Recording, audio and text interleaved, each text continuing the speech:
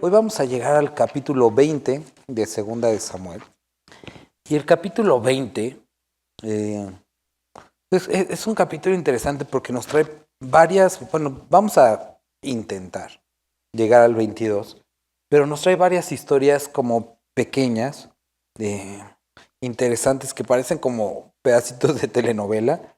El, el domingo que estábamos leyendo Marcos, Jesucristo conoce la traición de Judas, Jesucristo conoce la traición de Pedro, Jesucristo conoce que sus discípulos lo van a dejar, conoce la actitud de los fariseos, pero a pesar de que todo esto está sucediendo, Él continúa a hacer lo que el Padre le encomendó, a morir por nosotros. Y versículos en Isaías nosotros podemos ver en Hebreos que por el gozo puesto delante de Él, como prosiguió a la cruz, ¿no?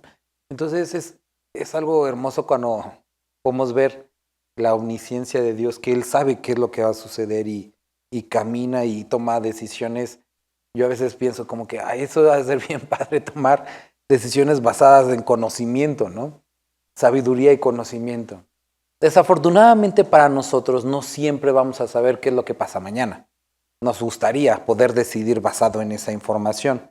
Pero lo que Dios nos ha dado a cada uno de nosotros, y eso es algo de lo que vamos a estar viendo aquí, no siempre es información, pero hay obediencia.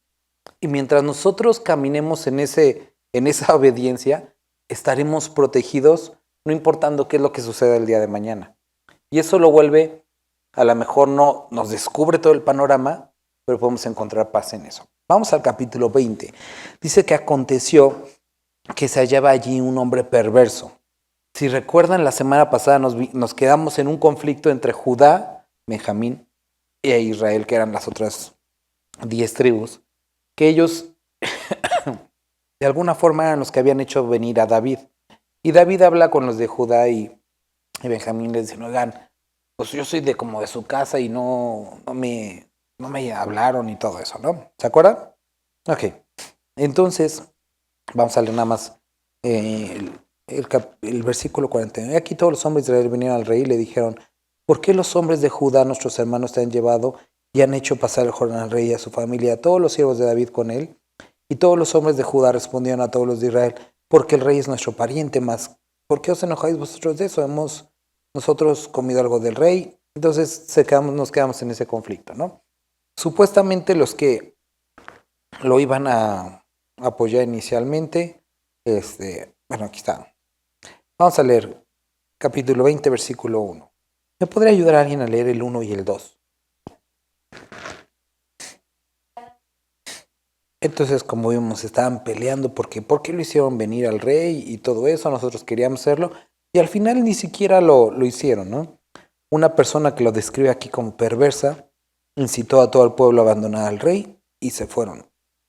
Y luego que llegó David a su casa en Jerusalén, tomó el rey las 10 mujeres concubinas que había dejado para guardar la casa y las puso en reclusión y les dio alimentos, pero nunca más se llegó a ellas, sino que quedaron encerradas hasta que murieron en viudez perpetua. Después dijo el rey, bueno, ahí tenemos otra pequeña historia, ¿no? Que podremos decir, ay, qué mala onda, pobrecitas ellas, que no. Pero tenemos que como que ver el contexto de lo que está sucediendo. Absalón básicamente las había violado, las había tomado a cada una de ellas, de una forma para poder demostrar como que ella estaba sobre su padre, ¿no? David no podía repudiarlas o pues, divorciarse de ellas, o más bien no era lo correcto, pero tampoco podía estar con ellas porque su hijo ya había estado con ellas, pero tampoco se las podría dar en matrimonio a otras personas porque habían sido las mujeres del rey. Entonces eso las ponía en una situación de, bueno, ¿qué es lo que sucedería con ellas? Entonces lo que nos describe ahí es que se quedaron pues en el palacio el resto de su vida. David las sustentó, pero ya no vivieron como sus mujeres, ¿no? Obviamente aquí no está de ninguna forma apoyando esta práctica, pero nos está describiendo qué fue lo que hizo David. Después dijo el rey a Amasa, y aquí vamos a ver muchos nombres, y espero que no se confundan y puedan recordar. ¿Quién era Amasa? Amasa aparece aquí en el capítulo 19, cuando él le dice a los ancianos de Judá Dios habla con los de Judá, les dice que iba a quitar a Joab de su capitán del ejército y que iba a poner a Amasa sobre todo el ejército, ¿sale? Y entonces el rey, cumpliendo su promesa, dijo el rey a Amasa. ¿Podría alguien leer el versículo 4? Fue pues Amasa para convocar a los de Judá, pero se detuvo más del tiempo que le había sido señalado. Y dijo David a Abisai: Seba, hijo de Bicri, nos hará ahora más daño que Absalón. Toma pues tú los siervos de tu señor y ve tras él, no sea que halle para sí ciudades fortificadas y nos cause dificultad. Entonces ahora David le dijo a Abisai, hermano de Joab, que era como su anterior capitán del ejército, ya no se dirige a Joab David, porque ya había sido sustituido por Amasa, pero Amasa se había tardado. Entonces le dice al hermano: oye, ya se tardó mucho y esto es como importante, entonces toma todo el ejército y ve y persigue a Bicri, perdón, a Seba, hijo de Bicri, el que se había revelado. Entonces ve tras él, no sea que halle para sí ciudades fortificadas y nos cause dificultad. Entonces salieron en pos de él los hombres de Joab y los cereteos y los peleteos, y todos los valientes salieron de Jerusalén para ir tras Seba, hijo de Bicri. Y estando ellos cerca de la piedra grande que está en Gabaón, les salió Amasa al encuentro, el que ya se había tardado, que ahora era el general, en lugar de Joab. Y Joab estaba ceñido de su ropa, y sobre ella tenía pegado a sus lomos el cinto con una daga en su vaina, la cual se le cayó cuando él avanzó, o sea, como que la sacó y dijo: ay, se me cayó mi espada, ¿no? Bueno, su daga, que estaba en mano, cuando avanzó. Entonces Joab dijo a Amasa: ¿te va bien, hermano mío? Y Joab con la diestra, y tomó Joab con la diestra la barba de Amasa para besarlo, y Amasa no se cuidó de la daga que estaba en la mano de Joab, y éste le hirió con ella en la quinta costilla, y derramó sus entrañas por tierra, y cayó muerto sin darle un segundo golpe. Aquí nos va a aclarar, bueno, no cayó como muerto luego, sino que cayó y empezó a desangrarse con las vísceras de fuera, ¿no? Muy descriptivo. Ahora podríamos decir, este cuate es un gandalla, ¿no? Porque ya no era el capitán, pero este que lo sustituyó, y aquí se dividen las opiniones. Algunos piensan que es por celos. Dijo, me quitó, y podría ser lo más obvio. Pero otros tantos dicen que no, que era una lealtad extrema a David y que él no confiaba en Amasa porque pues inicialmente no lo habían reconocido, ¿no? ¿Qué será? Nosotros no lo sabemos. Lo que sabemos es que pasó esto. Ahora esto no se acaba aquí. Después Joab y su hermano Abisai fueron en persecución de Seba, hijo de Bicri. Continúan como con la encomienda, y uno de los hombres de Joab se paró junto a él diciendo: cualquiera que ame a Joab y a David, vaya en pos de Joab. Como tratando de apuntar la lealtad ahora del ejército nuevamente a Joab. Y Amasa yacía revolcándose en su sangre en mitad del camino. O sea, nadie lo ayudó, lo dejaron ahí, tirado, ¿no? Y sí, al general, como que alguien debió de haber hecho algo, pero nadie hizo nada. Porque de alguna forma el ejército le era leal a Joab. Y lo que sí pasaba es que todos estaban de chismosos, porque todo el que pasaba, al verle, se detenía, o sea, se quedaban viendo, pero no hacía nada. Y viendo a aquel hombre que todo el pueblo se paraba, apartó a Amasa del camino, al campo, y echó sobre él una vestidura, o sea, como perrito, ¿no? Lo aventaron y le aventaron algo arriba para que nadie lo viera, ¿no? Luego que fue apartado del camino, pasaron todos los que seguían a Joab para ir tras Seba, hijo de Bicri. Y él pasó por todas las tribus de Israel hasta Abel Bet Maacá y todo Barim, y se juntaron y lo siguieron también. Y vinieron y lo sitiaron en Abel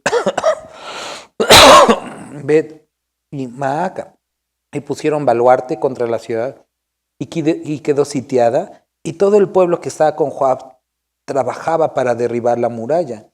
Entonces una mujer sabia dio voces en la ciudad diciendo: oíd, oíd, os ruego que digáis a Joab que venga acá para que yo hable con él. Cuando él se acercó a ella, dijo la mujer: ¿eres tú Joab? Y él respondió: yo soy. Ella le dijo: oye las palabras de tu sierva. Y él respondió: oigo.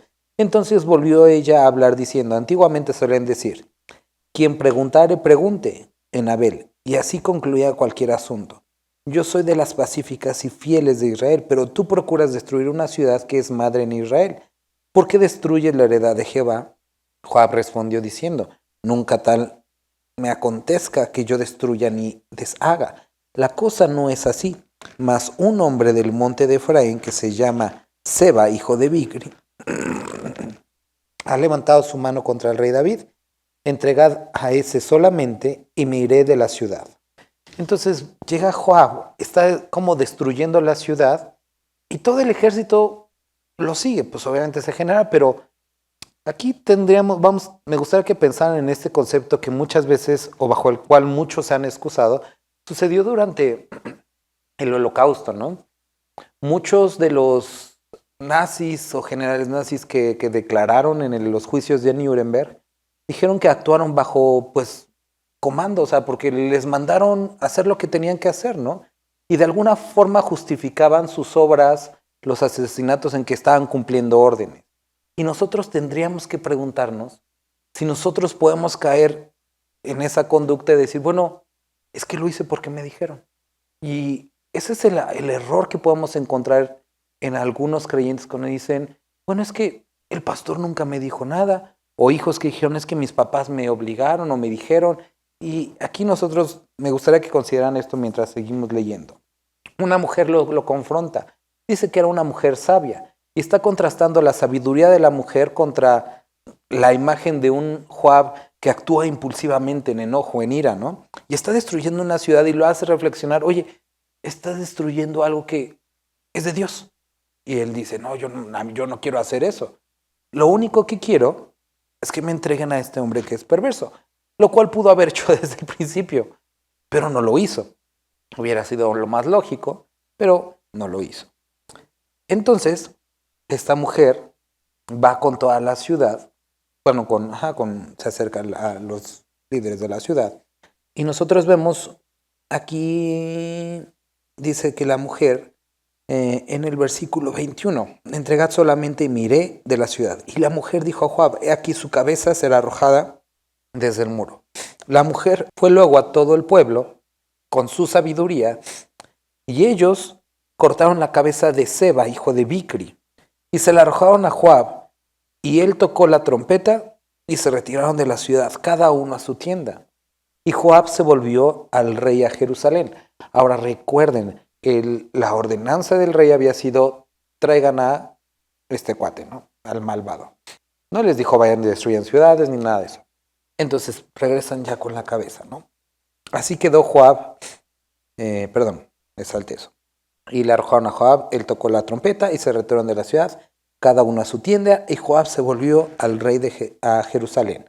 Así quedó Joab sobre todo el ejército de Israel, y nosotros podemos decir, bueno, después de que mató al otro que yo había puesto, David todavía lo vuelve a poner, y nuevamente podríamos decir, bueno, ¿cuál fue el proceso mental de David para llegar a esta decisión de poner al cuate que había asesinado? No lo sabemos otra vez. ¿Qué le dijeron a David que pasó? No lo sabemos otra vez. Solo sabemos que David volvió a poner a Joab. Después nos describe cómo se repartieron los nuevos puestos. Benaía, hijo de Joiada, sobre los cereteos y los peleteos, y Adoram sobre los tributos, y Josafat, hijo de Ahilud, era el cronista. Seba era escriba, y Sadoc y Abiatar sacerdotes. Ira, Jaireo, fue también sacerdote de David. Y aquí encontramos una palabra que no encontramos en otras porciones, era como un sacerdote personal. Algunos han utilizado la palabra capellán para poder describir la función que tenía Ira, que era algo así como un consejero o como una persona que, vamos a decir, supervisaba espiritualmente a David, ¿no? Eso es la función que tenía Ira. Capítulo 21. Hubo hambre en los días de David. Entonces tenemos aquí la historia de las concubinas, la historia de Amasa siendo asesinado, después la historia de esta ciudad y el relato sobre la distribución de los nuevos puestos. Ahora, si llegamos al capítulo 21, hubo hambre, en los días de David por 3 años consecutivos. Y David consultó a Jehová. Y Jehová le dijo, es por causa de Saúl. Entonces, bueno, mejor vamos a leer. Y por aquella casa de sangre, por cuanto mató a los Gabaonitas. Entonces el rey llamó a los Gabaonitas y les habló. Los Gabaonitas no eran de los hijos de Israel, sino del resto de los amorreos, a los cuales los hijos de Israel habían hecho juramento, pero Saúl había procurado matarlos en su celo por los hijos de Israel y de Judá. Dijo pues David a los Gabaonitas, ¿qué haré por vosotros? ¿O qué satisfacción os daré para que bendigáis la heredad de Jehová? Y los Gabaonitas le respondieron, no tenemos nosotros querella sobre plata ni oro con Saúl y con su casa, ni queremos que muera hombre de Israel. Y les dijo, lo que vosotros dijereis, entonces eso voy a hacer. Ellos respondieron al rey, de aquel hombre que nos destruyó y que maquinó contra nosotros para exterminarnos, sin dejar nada de nosotros en todo el territorio de Israel, dénsenos 7 varones de sus hijos para que los ahorquemos delante de Jehová en Gaba de Saúl, el escogido de Jehová. Y el rey dijo, yo se los daré. Y le digo, son historias como interesantes. Y perdonó el rey a Mefiboset, hijo de Jonatán, hijo de Saúl, por el juramento de Jehová que hubo entre ellos, entre David y Jonatán, hijo de Saúl. Pero tomó el rey a 2 hijos de Rispa, hija de Aja, los cuales ella había tenido de Saúl. ¿Podría alguien continuar leyendo hasta el 9? Y aquí nos pone como comentario, ¿no? Porque si recuerdan, cuando Mical menospreció a David, una de las cosas que fue dicha es que ella no iba a poder tener hijos. Pero aquí nos dice que tiene hijos. Y entonces no se cumplió. No, el asunto es que aquí nos está describiendo que ella dijo, bueno, no voy a poder tener hijos, y en efecto no los tuvo. Entonces, según una tradición de esos tiempos, bueno, vamos a decir que los adoptó. Aquí nos dice que ella tuvo estos hijos de Adriel, ¿no? Hijo de Barzillai Merolita. Entonces, habla de lo que hizo de prohijar. Y los entregó en manos de los Gabaonitas, y ellos los ahorcaron en el monte delante de Jehová. Y así murieron juntos aquellos 7, los cuales fueron muertos en los primeros días de la siega y al comenzar la siega de la cebada. Entonces Rispa, hija de Ajá, tomó una tela de silicio, como que puso un techito para que cubriendo los cuerpos, y los estuvo cubriendo desde el principio de la siega día por día hasta que llovió sobre ellos agua del cielo, y no dejó ninguna ave del cielo se posase sobre ellos, ni fiera del campo de noche.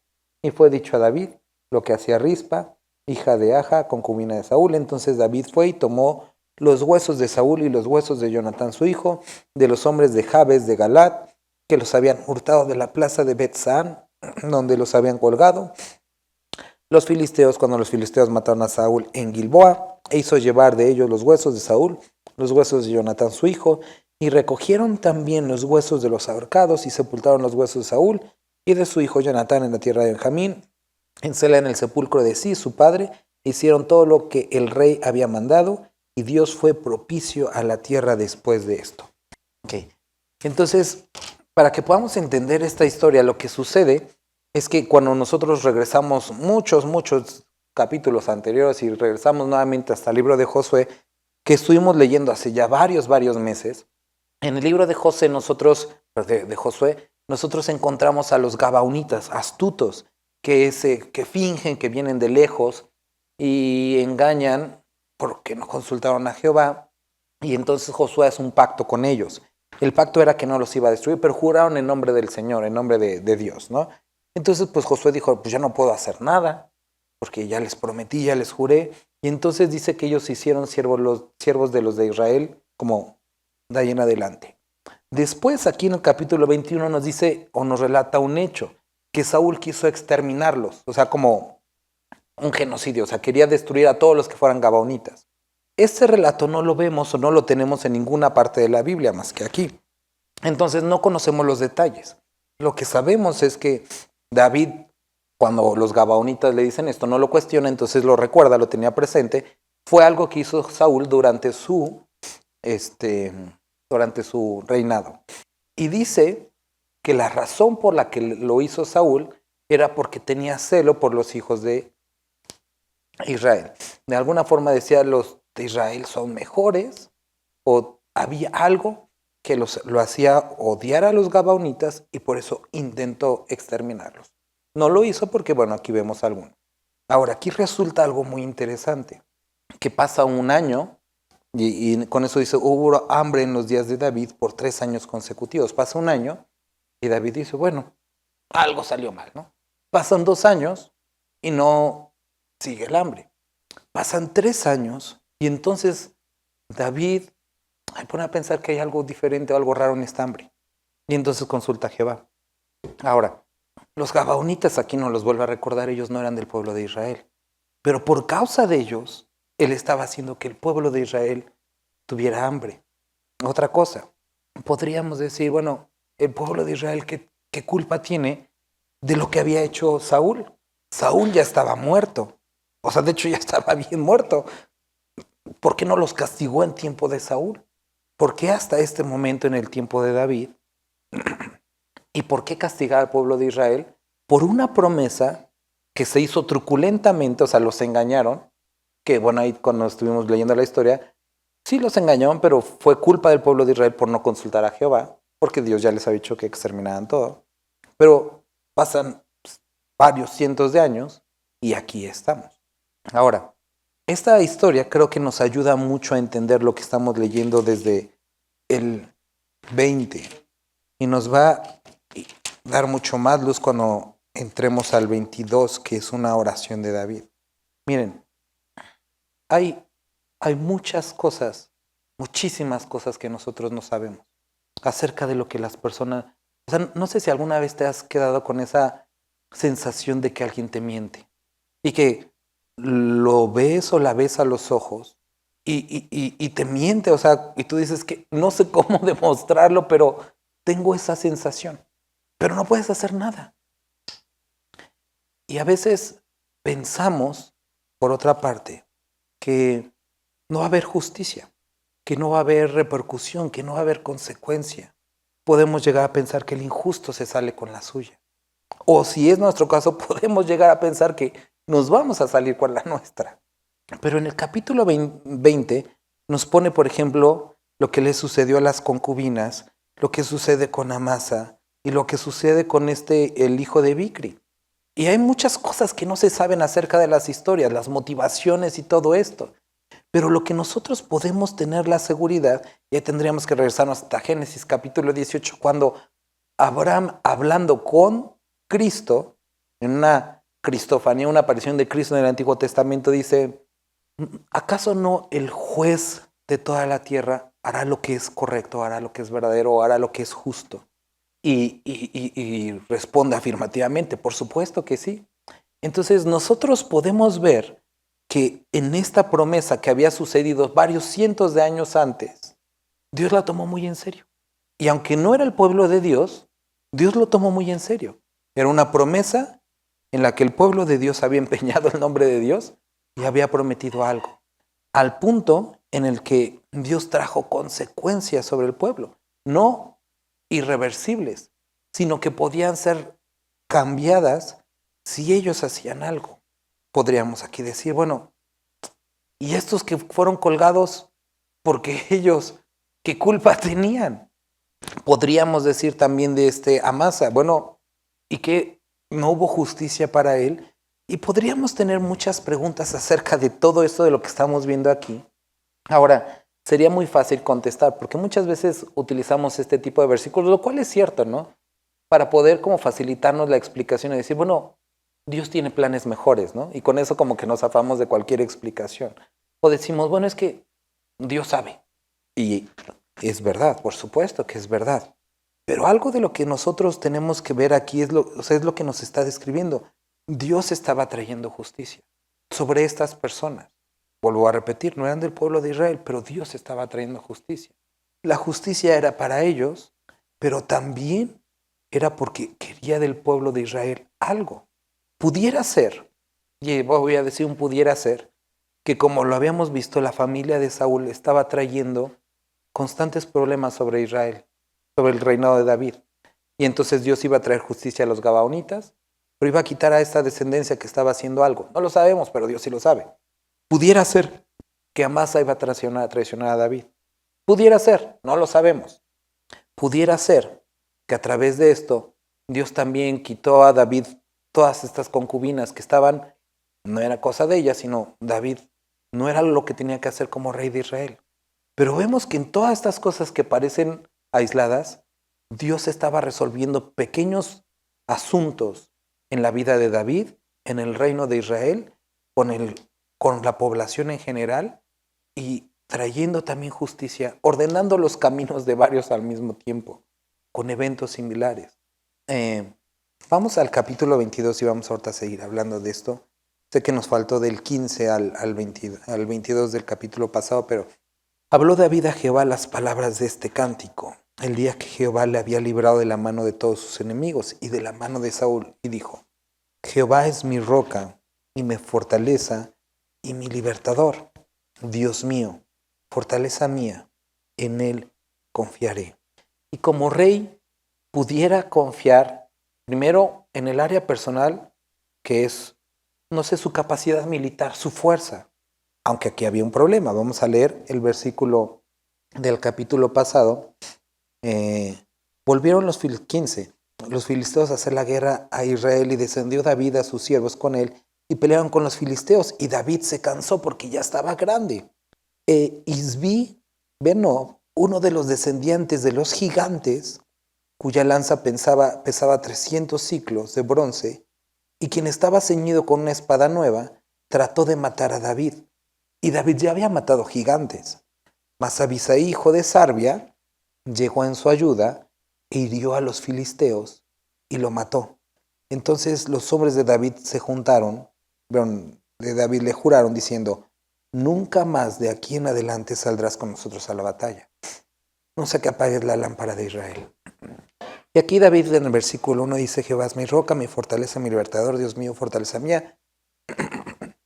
En él confiaré. En lo personal, pudiera ser que David confiara en su fuerza y todo eso. Pero empezaron a suceder eventos que le limitaban ya.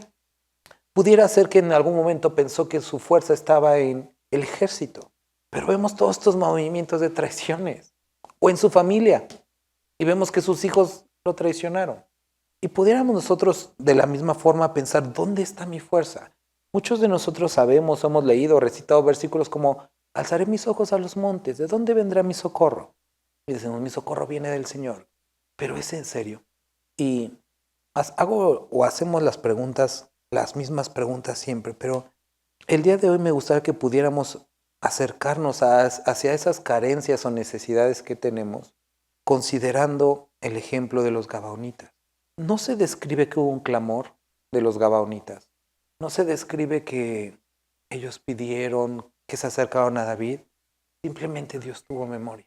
Y es exactamente lo mismo que nosotros podemos el día de hoy entender y saber, que Cristo mismo nos dijo que Él iba a estar con nosotros todos los días hasta el fin del mundo.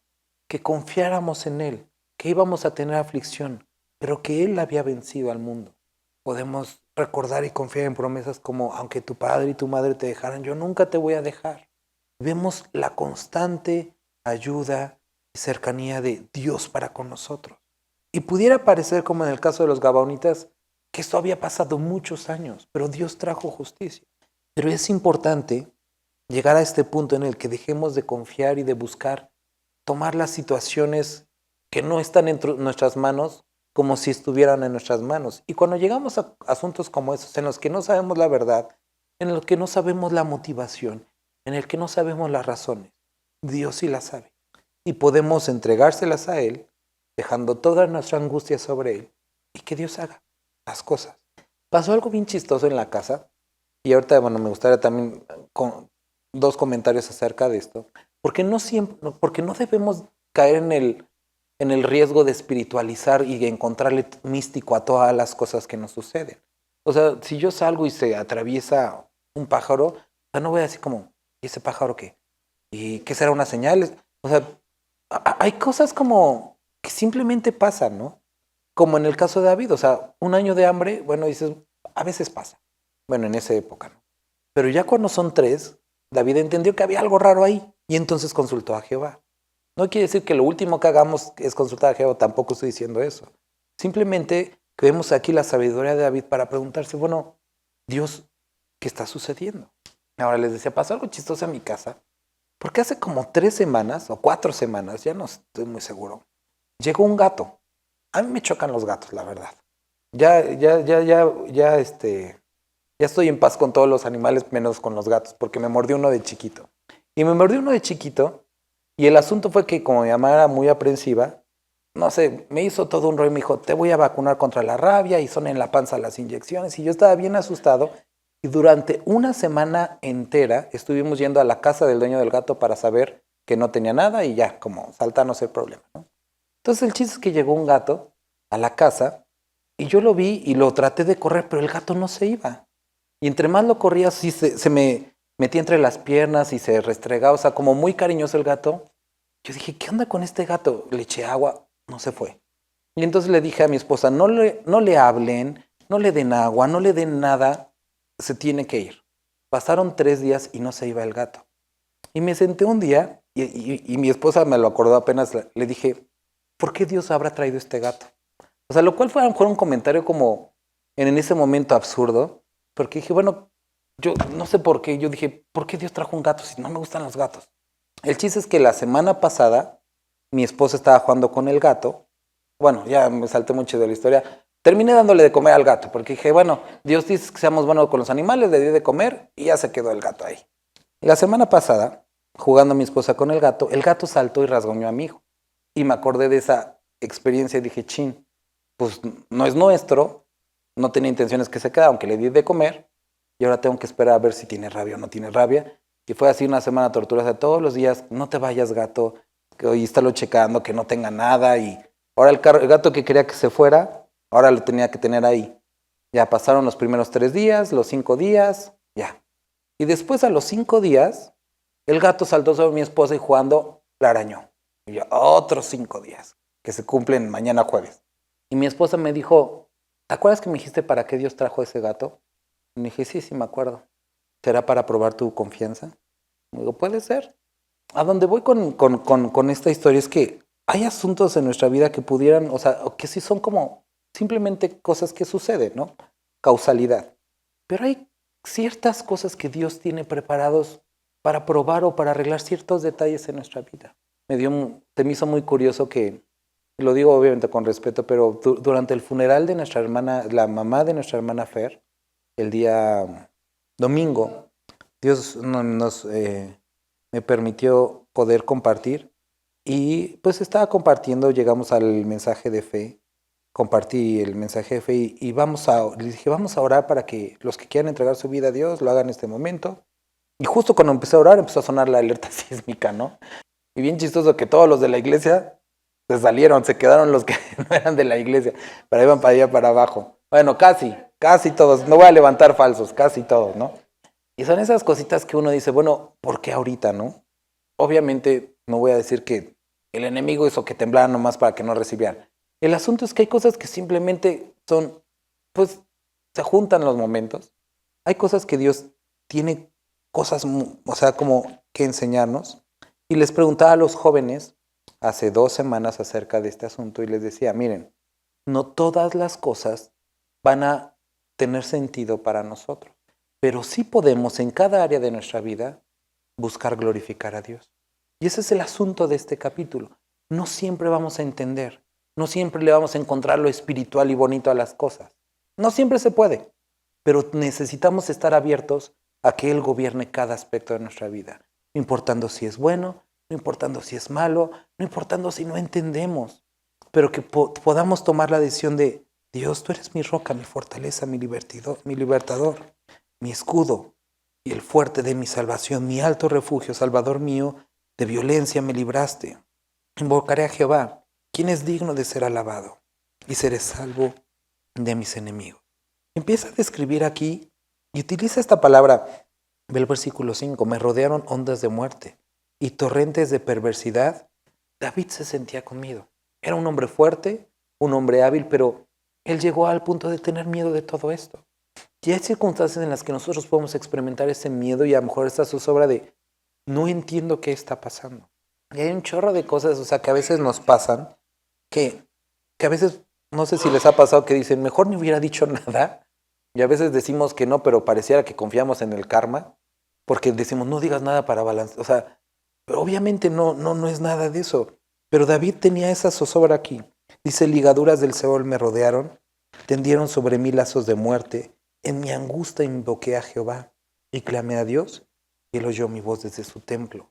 Y esto es una esperanza que podemos tener, que no importando la circunstancia, si la entendemos o no, si sabemos o no, Él sí sabe y Él nos escucha. Y Él tiene en control completo nuestra vida.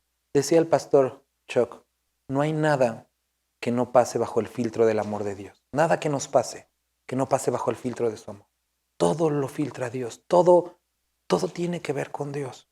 Y mi clamor llegó a sus oídos, y la tierra fue conmovida y tembló, y se conmovieron los cimientos de los cielos. Se estremecieron porque se indignó el humo de su nariz, y de su boca fuego consumidor. Carbones fueron por él encendidos. Inclinó los cielos y descendió, y había tinieblas debajo de sus pies, y cabalgó sobre un querubín y voló. Voló sobre las alas del viento, puso tinieblas por su escondedero y alrededor de sí obscuridad y aguas densas nubes. Por el resplandor de su presencia se encendieron carbones ardientes, y tronó desde los cielos Jehová, y el Altísimo dio su voz, envió sus saetas y los dispersó, y lanzó relámpagos y los destruyó. Me gustaría que pudiéramos avanzar hasta el versículo 48. El Dios que venga mis agravios y sujeta pueblos debajo de mí, el que me libra de mis enemigos y aún me exalta sobre los que se levantan contra mí.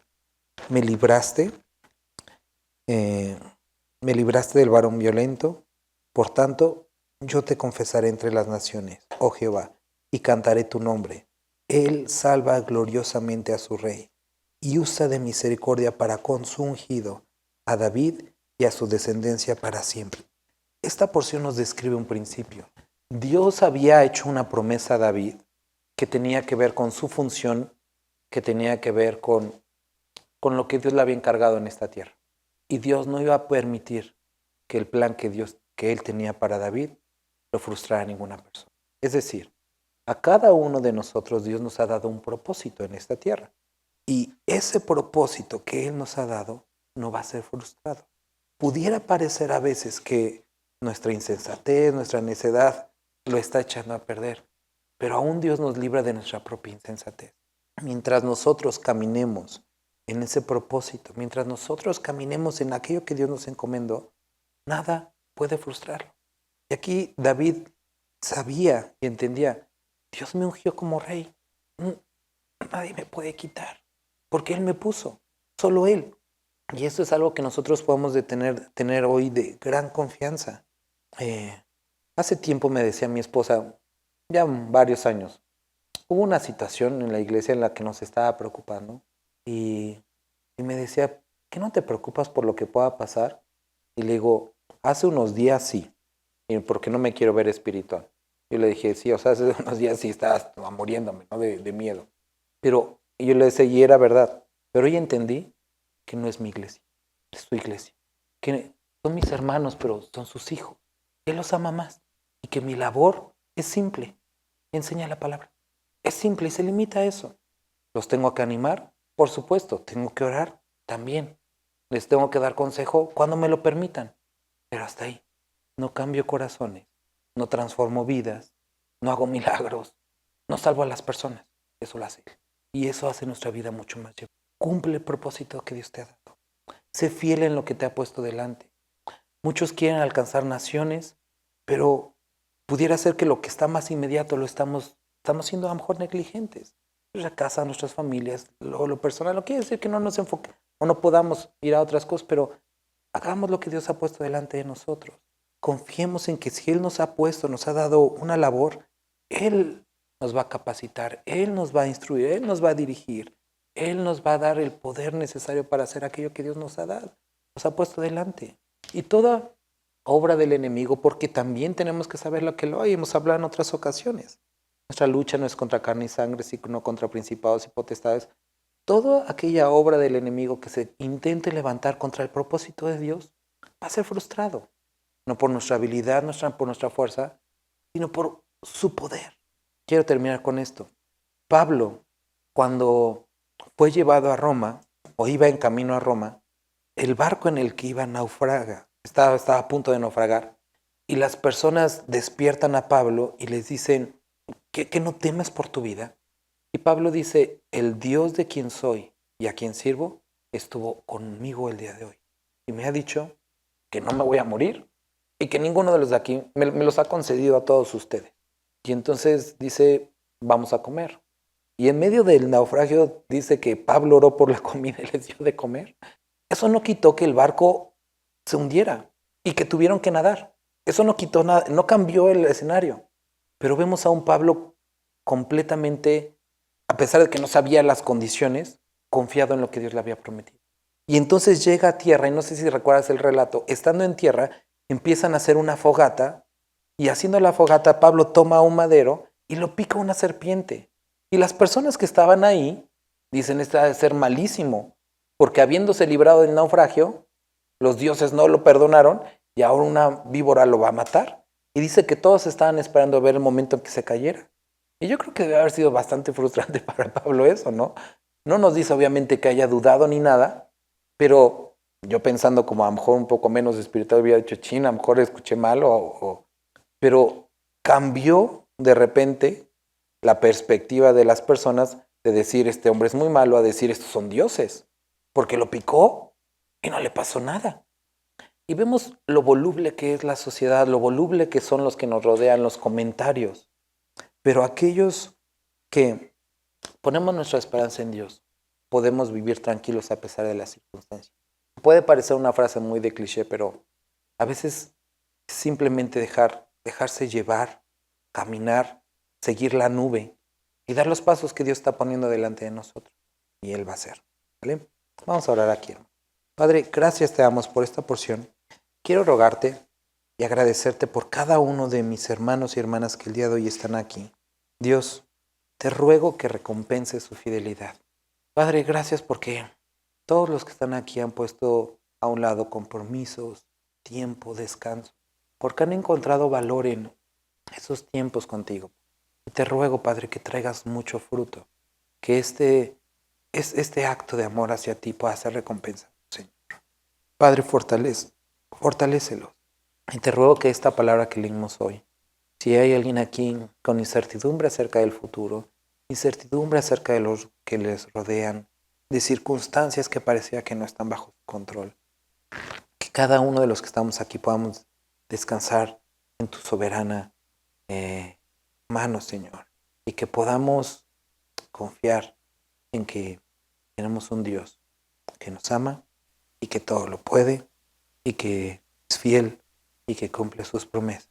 Te bendecimos, Padre, y agradecemos que nos hayas justificado y amado, Dios, y que tu fidelidad y tu amor es grande. Amén.